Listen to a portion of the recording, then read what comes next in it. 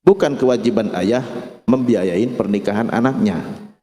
Ya, tidak ada satupun ayat dan hadis yang memerintahkan ayah untuk membiayai pernikahan anaknya. Bukan nggak boleh, boleh, tapi bukan kewajiban. Jadi anak jangan milih-milih kalau dinikahkan. Ya, wah harus di gedung, kurang ajar itu ya. Jadi bukan kewajiban bapak mau ngasih alhamdulillah ya. Ya udah deh di rumah aja ya. Alhamdulillah. Kalau tidak cari sendiri dah ya. Itu yang pertama, syarat pertama belum balik anak laki-laki. Kalau sudah balik anak laki-laki kena semua kewajiban yang ada dalam Al-Quran termasuk perintah cari nafkah. Anak laki-laki. Kalau anak perempuan, karena perempuan tidak ada kewajiban mencari nafkah, dia wajib dinafkahi sama ayahnya sampai menikah.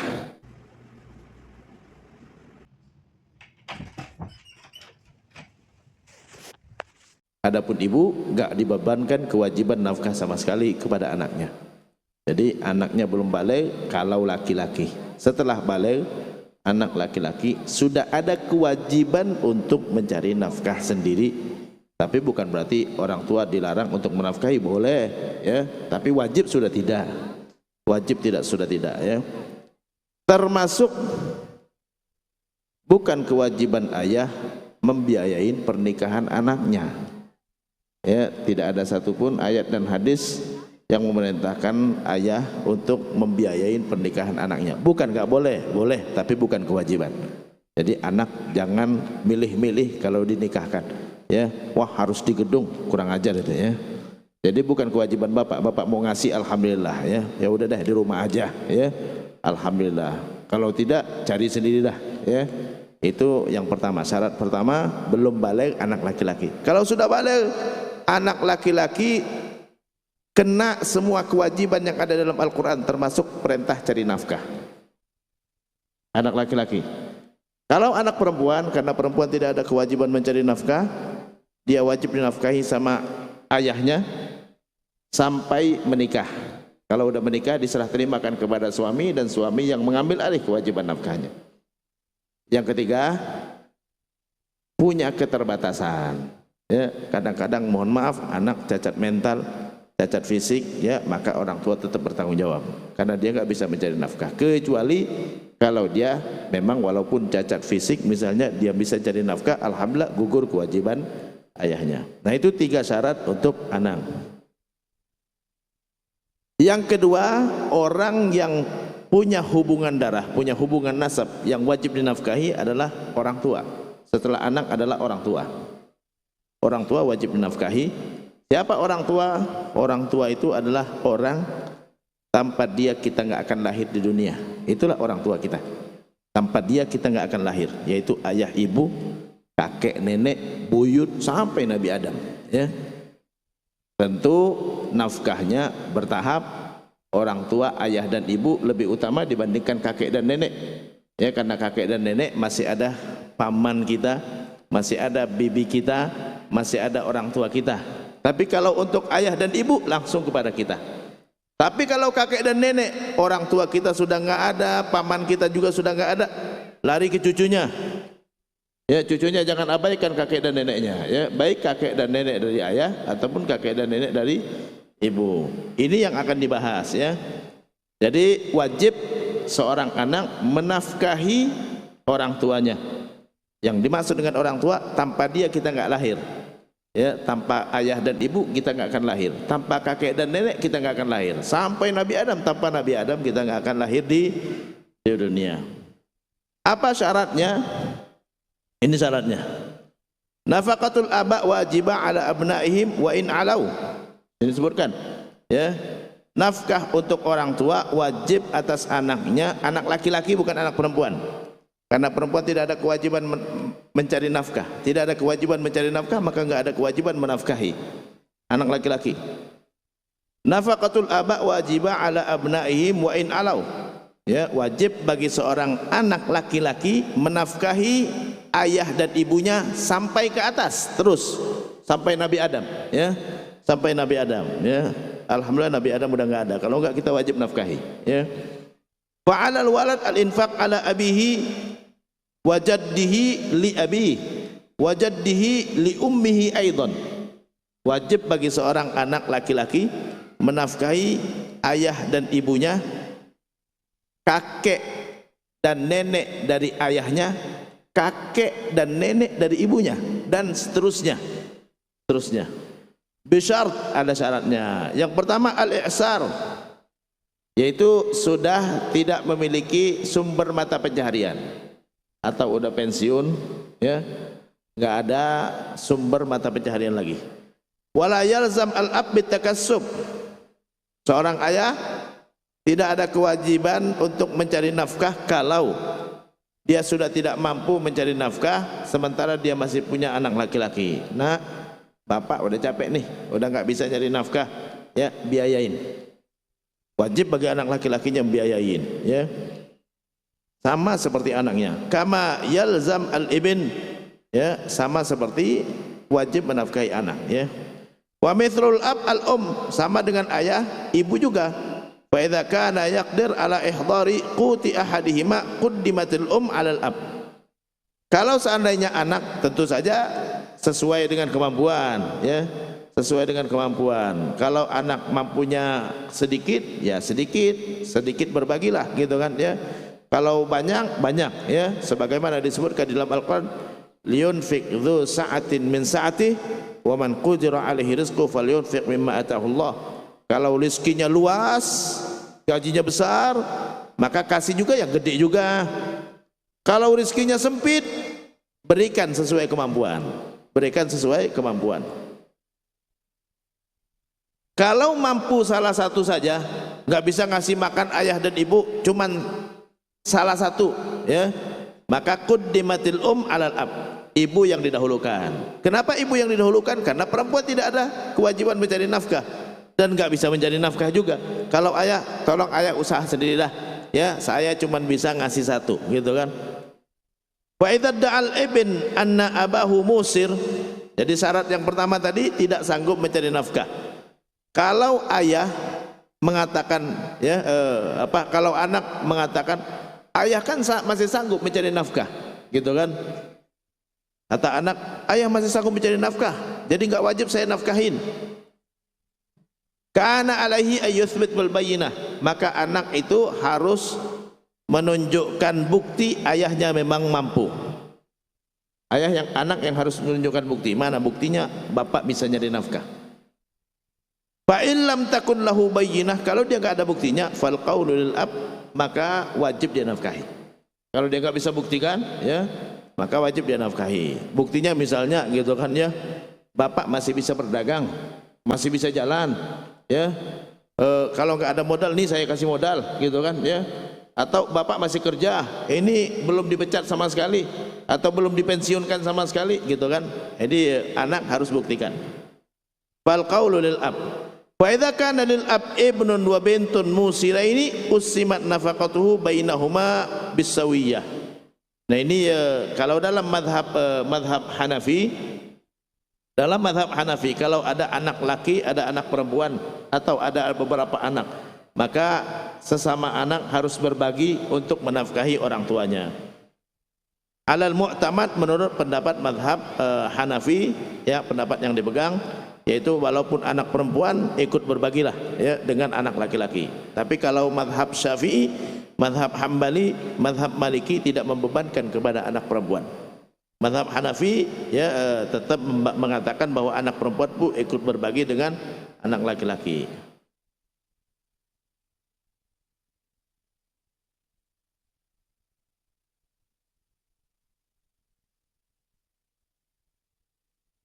Wa kadza idza kana lahu ibnan fa innaha tuqassam bisawi bainahuma. Begitu juga kalau anaknya beberapa, maka berbagilah, ya. Jadi misalnya kebutuhan orang tua ada 100, gitu kan, 100 atau 1 juta per bulan, maka kalau ada 2 anak buat 500 berbagi antara anak. Walau kana ahaduhuma aktsar ghinan minal akhar, ya, walaupun antara anak mungkin kemampuannya enggak sama, tapi tetap berbagi. Ya, walaupun nggak sama, ada yang kaya, ada yang miskin, tetap berbagi di dalam menafkahi, ya. Disepakatin antara mereka. Syarat yang kedua, kita langsung syarat yang kedua karena ini banyak sekali, ya. Syarat yang kedua adalah bahwa anak masih mampu menafkahi lebih daripada istri dan anak, ya. Jadi setelah dia nafkahi istri dan anak masih punya kemampuan untuk bisa menafkahi orang tua. Tapi kalau anaknya pas-pasan juga, la yukallifullahu nafsan illa wus'aha. Allah enggak membebani seorang kecuali sesuai dengan kemampuannya. Ustaz, ya, yang dianggap masih mampu dari mana? Al-'ada muhakkamah, kebiasaan jadi landasan hukumnya. Kira-kira istri dan anaknya butuh biaya berapa? Yang sederhana, bukan yang mewah, bukan, ya. Yang sederhana sesuai dengan kebiasaan. Kira-kira seorang istri dan anak gitu kan bisa hidup dengan berapa? Masih lebih, maka orang tuanya wajib dinafkahi. Apalagi kalau anaknya memang punya kelebihan, ya, punya kelebihan. Syarat yang ketiga adalah bahwa anaknya tadi masih mampu, ya. Syarat yang ketiga adalah orang tuanya tidak memiliki, ya, atau orang tuanya memiliki keterbatasan, ya, orang tuanya memiliki keterbatasan seperti, ya, misalnya mohon maaf, cacat fisik, cacat mental, atau udah pikun, ya. Nah, ini termasuk yang berhak juga dinafkahi. Nah, itu syarat untuk orang tua. Jadi ada 3 syarat untuk orang tua. Pertama, orang tuanya tidak punya mata pencaharian, ya. Yang kedua adalah anaknya masih mampu menafkahi setelah istri dan anaknya, ya. Yang ketiga, atau punya keterbatasan atau cacat mental atau cacat fisik atau sudah pikun, ya, sehingga harus dilawan, ya. Bahkan di sini disebutkan, ya, kalau seandainya orang tuanya butuh pembantu, maka anaknya pun wajib menyiapkan pembantu kalau memang memenuhi syarat tadi. Ya, wajib menyediakan pembantu, ya.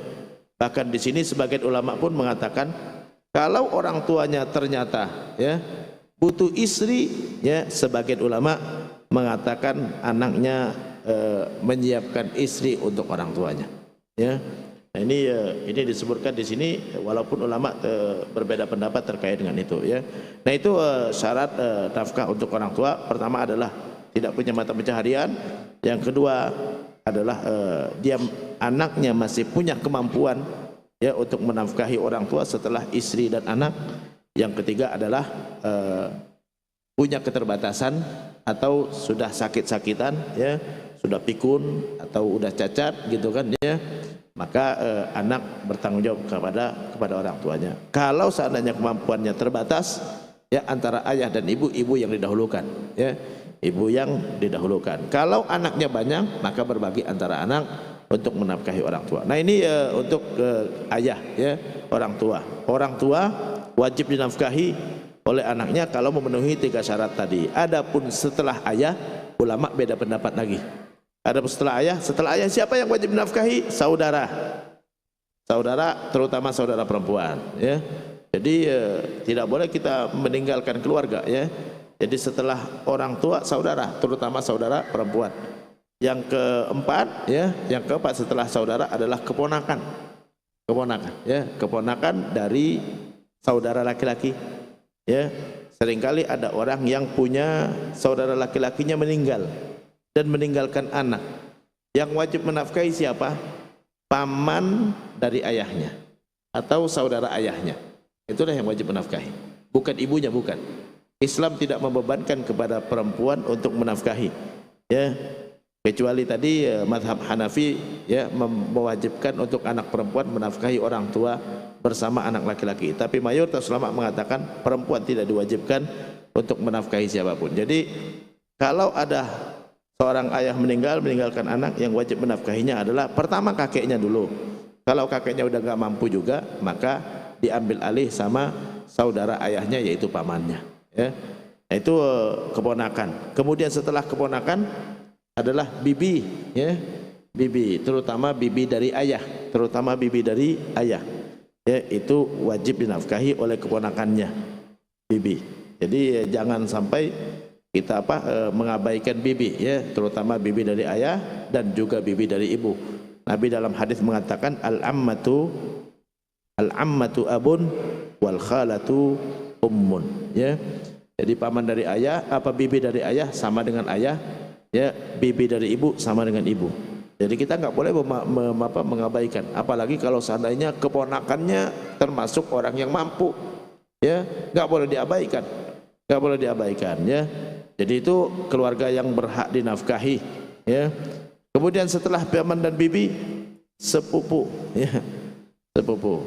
Ya, tapi ini semuanya adalah berurut sesuai dengan kemampuan. Kalau mampunya ayah saja, ayah saja. Ya, mampunya ibu saja, gitu kan, ya. Tapi kalau kemampuannya masih banyak, kan ada orang yang kaya raya. Ada orang yang kaya raya, gitu kan, ya. Sampai kepada sepupu dia perhatikan. Sampai dengan sepupu dia perhatikan. Jadi bukan hanya kepada orang tuanya. Orang tua, ya, setelah orang tua tadi saudara, terutama saudara perempuan, kemudian keponakan, terutama keponakan dari saudara laki-laki, kemudian bibi, terutama bibi dari ayah dan bibi dari ibu juga, ya. Kenapa terutama bibi dari ayah? Anak laki-laki itu ngambil alih kewajiban ayah. Anak laki-laki mengambil alih kewajiban ayah. Jadi kalau bibi kita dari ayah, itu harusnya kewajiban ayah yang perhatikannya. Cuman karena ayah sudah nggak mampu lagi, kita ambil alih, gitu kan. Jadi itu anak laki-laki punya kewajiban mengambil alih kewajiban ayahnya. Kewajiban ayahnya. Nah, ini kalau bibi dari ayah tadi karena kewajiban ayah. Kalau bibi dari ibu kewajiban dari saudara laki-lakinya. Ya. Makanya saya katakan terutama bibi dari ayah karena itu adalah kewajiban ayah, ya. Ini urutan orang-orang yang wajib nafkahi dari kerabat, ya. Jadi pertama adalah anak laki-laki, anak, kemudian orang tua, kemudian saudara, kemudian keponakan dari saudara laki-laki. Bukan keponakan dari saudara perempuan. Kalau keponakan dari saudara perempuan itu larinya kepada ipar, ya. Karena kita hubungannya dari ibu, ya, bukan dari ayahnya. Kemudian bibi, setelah bibi adalah sepupu. Nah, itu urutan orang-orang yang berhak dapat nafkah dari kita kalau kita memiliki kemampuan sesuai dengan urutan tadi. Kalau urutannya jauh, ya enggak, ya. Kecuali kalau kita punya kemampuan besar, ya. Kalau kita kemampuan besar, ya perhatikan sampai sepupu pun diperhatikan. Jadi seperti itu. Demikian, mudah-mudahan bermanfaat. Wabillahi taufiq wal hidayah wal afu minkum jami'an. Wassalamualaikum warahmatullahi wabarakatuh. Waalaikumsalam warahmatullahi wabarakatuh. Jazakallahu khairan kepada guru kita yang telah menjelaskan tentang nafkah untuk keluarga. Sebelum dibuka sesi tanya jawab, sedikit diambil kesimpulan apa yang beliau sampaikan tentang nafkah terjadi karena yang pertama ada hubungan suami istri yang sah, ada hubungan darah dan kepemilikan. Istri yang sah itu mendapatkan nafkah karena pertama istri itu sah secara agama, ya. Kemudian tinggal bersama suami, kemudian sudah balik atau sudah siap, kemudian taat kepada suami dan tidak menolak ajakan suami. Itu dari hubungan suami istri yang sah. Kemudian dari hubungan darah, yang pertama yaitu untuk anak, yaitu anak yang mendapatkan nafkah itu anak laki-laki sampai balik batasannya. Kemudian anak perempuan dikasih nafkah sampai dengan nikah. Kemudian anak yang mempunyai keterbatasan atau cacat. Selanjutnya nafkah untuk orang tua, yang pertama ayah, ibu, kakek, nenek yang ke atas yang tidak ada sumber mata pencaharian. Kemudian anak yang masih punya kemampuan untuk menafkahi. Kemudian orang tua memiliki keterbatasan, itu untuk nafkah orang tua. Setelah itu diprioritaskan untuk saudara, kemudian keponakan yang hubungan darah dari ayah atau laki-laki. Silakan Bapak Ibu yang ingin bertanya, yang bisa disediakan mikrofon, silakan Bapak sebutkan nama dan pertanyaan yang jelas. Bismillahirrahmanirrahim. Assalamualaikum warahmatullahi wabarakatuh. Waalaikumsalam warahmatullahi wabarakatuh. Tadi kami mendengar nama siapa Pak? Nama Murtais, asli Jambi, dan tinggal di Johar Baru. Pertanyaan kami tadi berhubungan dengan menafkahi orang tua, paman, bibi, dan nenek tadi itu. Di sini pertanyaan kami, hubungan kami dengan apakah perlu kami bertanya dulu dengan istri kami untuk memberi kepada kedua orang tua kita atau kepada nenek kita? Kami pernah mendengar juga kita harus minta izin dulu sama istri kita. Apakah perlu tidak kita minta izin kepada istri kita? Mungkin itulah pertanyaan kami. Sekian, wabillahi taufiq wal hidayah. Wassalamualaikum warahmatullahi wabarakatuh. Waalaikumsalam warahmatullahi wabarakatuh. Ada yang dari Ibu, silakan yang ingin bertanya. Di sini di YouTube Istiqlal belum ada pertanyaan, tetapi sudah ada. Silakan Ibu, ada mikrofon itu Ibu. Berdiri bisa mendekat ke arah mikrofon, silakan. Mohon maaf, baju aja ke depan, iya. Disebutkan namanya, kemudian pertanyaan yang singkat, silakan.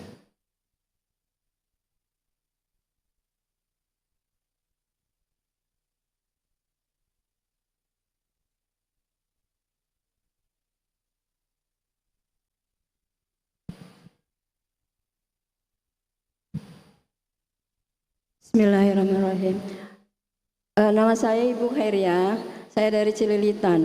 Pertanyaan saya, bagaimana kalau misalnya suami kurang mampu, sedangkan jadi istri berusaha untuk mencukupi kebutuhan dan ternyata istri sangat mampu membiayai keluarga maupun misalnya orang tua istri dan orang tua suami.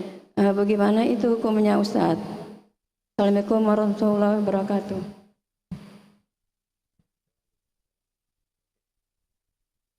Oke, terima kasih ya. Udah ada dua pertanyaan. Pertama adalah apakah harus bertanya kepada istri ya. Dalam Islam, saya bicara hukum Islam ya, harta suami punya suami, harta istri punya istri. Itu dalam Islam.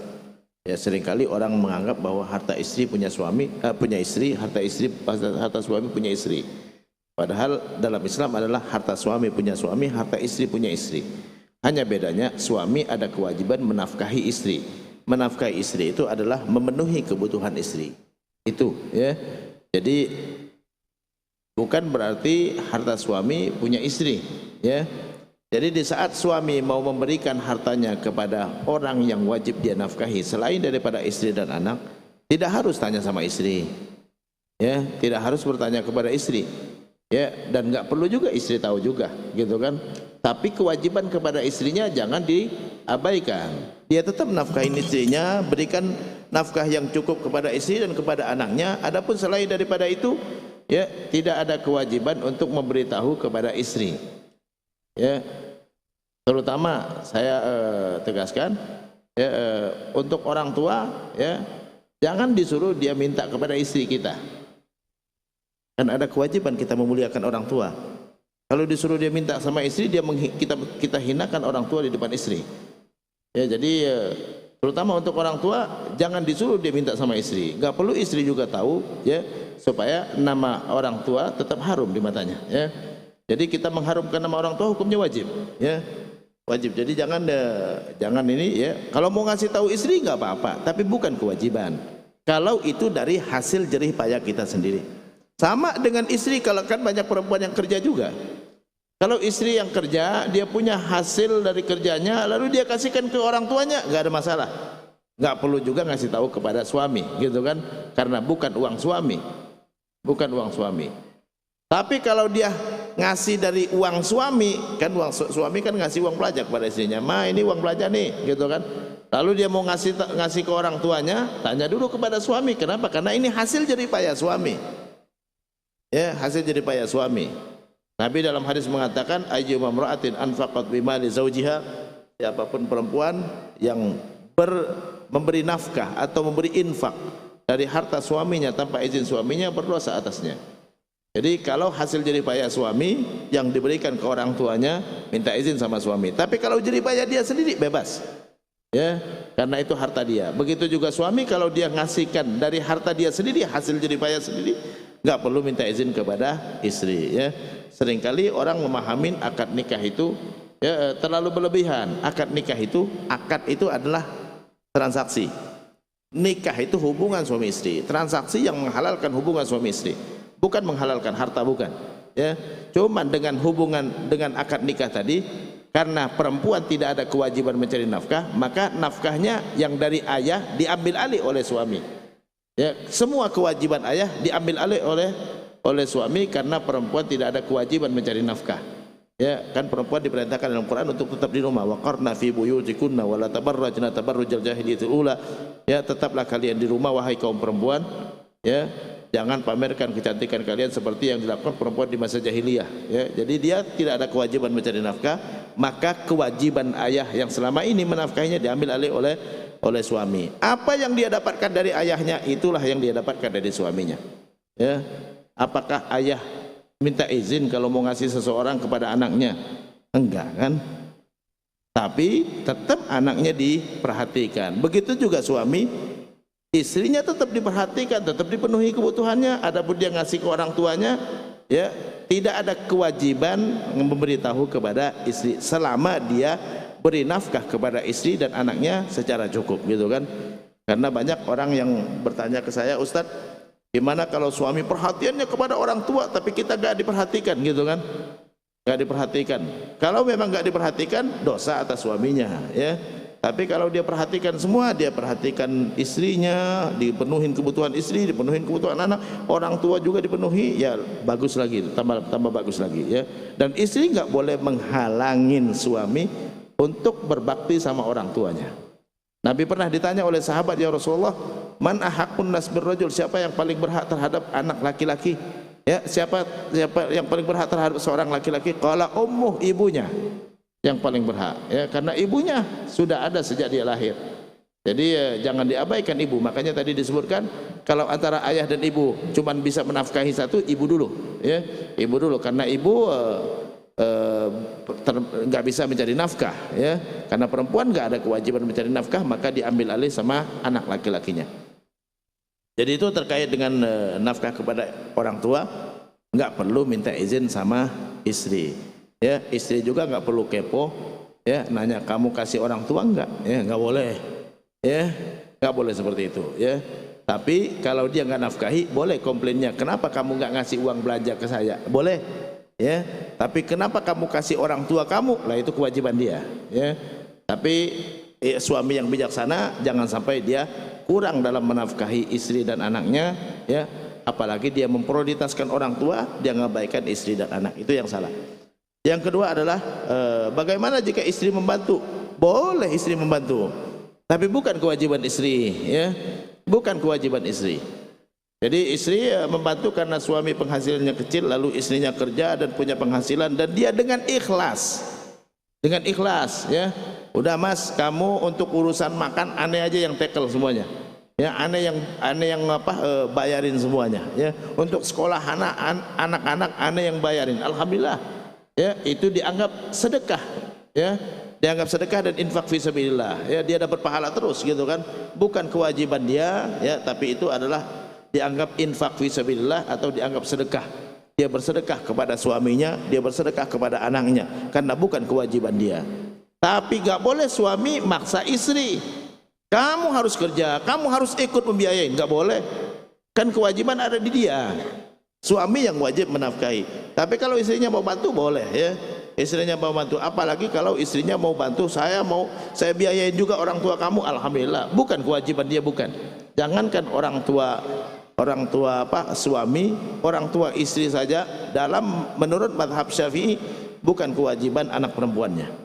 Ya, kewajiban ada di tangan anak laki-lakinya. Tapi kalau anak perempuannya mau menafkahi, bagus, enggak ada masalah, ya. Jadi termasuk dihitung sebagai infak fisabilillah atau sedekah. Bahkan kalau istri punya harta lalu dia mau bayar zakat, boleh dia kasih zakat kepada suaminya, ya, asalkan untuk kebutuhan suami. Jangan nanti kasih zakat kepada suaminya kasihkan ke dia lagi, balik lagi namanya, ya. Karena orang bayar zakat nggak boleh manfaatnya balik ke dia lagi, nggak boleh manfaatnya balik ke dia lagi, ya. Nih mas, nih zakat, gitu kan, ya. Udah habis itu pakailah, gitu kan, buat kebutuhan kamu. Jadi jangan nanti habis itu ya udah aneh kasih lagi, ya, itu balik-balik lagi, ya. Karena syarat orang berzakat itu dia nggak boleh ngasih sesuatu balik lagi manfaatnya ke dia, ya, harus manfaatnya kepada orang yang berhak tadi. Jadi itu terkait dengan istri membantu suami boleh, ya dibolehkan tapi bukan kewajibannya, bukan kewajiban. Satu hal yang mungkin ada yang nanya lagi, Ustadz, kalau mertua wajib nggak dinafkahin oleh suami? Tidak wajib karena bukan orang tuanya, ya. Hukumnya mertua mahram, tapi bukan kewajiban dia untuk menafkahi. Yang wajib menafkahi mertua adalah anak laki-lakinya, anak laki-lakinya. Jadi anak laki-lakinya yang menafkahi mertua tadi, ya. Tapi kalau ada suami mau menafkahi mertuanya, boleh, sangat dianjurkan. Jangankan mertua, tetangga juga kalau mau dinafkahin boleh, gitu kan, ya, nggak dilarang sama sekali. Tapi kewajiban bukan, ya, karena bukan anaknya. Kan ada tiga sebab orang berhak nafkah. Pertama, istri yang sah. Yang kedua, ada hubungan darah. Kalau dengan mertua nggak ada hubungan darah. Dengan mertua nggak ada hubungan darah, ya, cuman hubungan kita adalah lewat istri, gitu kan. Yang ketiga, hubungan kepemilikan yang nanti akan dibahas lagi. Hubungan kepemilikan seperti kita punya binatang peliharaan, kita punya ikan, ya, kita punya kucing, itu diperhatikan, ya. Kucing kita lalu ke tetangga, makan makanan tetangga, dosa kita, ya, kalau kita yang memeliharanya, ya, kecuali kalau tetangga tadi ikhlas mau ngasih, ya. Jadi sama aja dengan anak kita datang ke tetangga lalu dia makan makanan tetangga. Kalau dia mau komplain, berhak untuk komplain. Mohon maaf, ini kucing ente, gitu kan. Jadi kita harus menafkahi juga apapun yang kita miliki. Jadi kita sudah menghadirkan kucing, ya, udah memelihara kucing, jangan sampai lari ke tetangga nanti, ya. Setidaknya ente ngomong sama tetangga, maaf kalau dia makan sesuatu, dia ganggu kalian, kasih tahu saya, gitu kan, ya. Saya siap bertanggung jawab, gitu harusnya, ya. Apapun yang kita miliki kita wajib bertanggung jawab, nggak boleh kita abaikan, ya. Kita punya rumah nggak dipelihara lalu jadi semak belukar, jadi sarang nyamuk, tetangga terganggu, dosa kita, ya. Kenapa? Gara-gara rumahnya nggak dipelihara jadi semak belukar, ya, sehingga nyamuk datang, ya, orang lain terganggu, maka kita yang menjadi penyebabnya. Apapun yang kita jadi penyebab, maka kita wajib bertanggung jawab, ya, wajib bertanggung jawab. Demikian itu terkait dengan dua pertanyaan tadi, mudah-mudahan sesuai yang ditanyakan. Wassalamualaikum warahmatullahi wabarakatuh. Waalaikumsalam warahmatullahi wabarakatuh. Terima kasih Bapak Ibu, karena waktu yang sangat terbatas kami mohon maaf tidak dapat melanjutkan sesi tanya jawab. Terima kasih buat semuanya. Kami mohon maaf sekali lagi, dan mari kita tutup pengajian kita siang ini dengan membaca doa kafaratul majelis. Subhanakallahumma wa bihamdika asyhadu alla ilaha illa anta astaghfiruka wa atubu ilaik.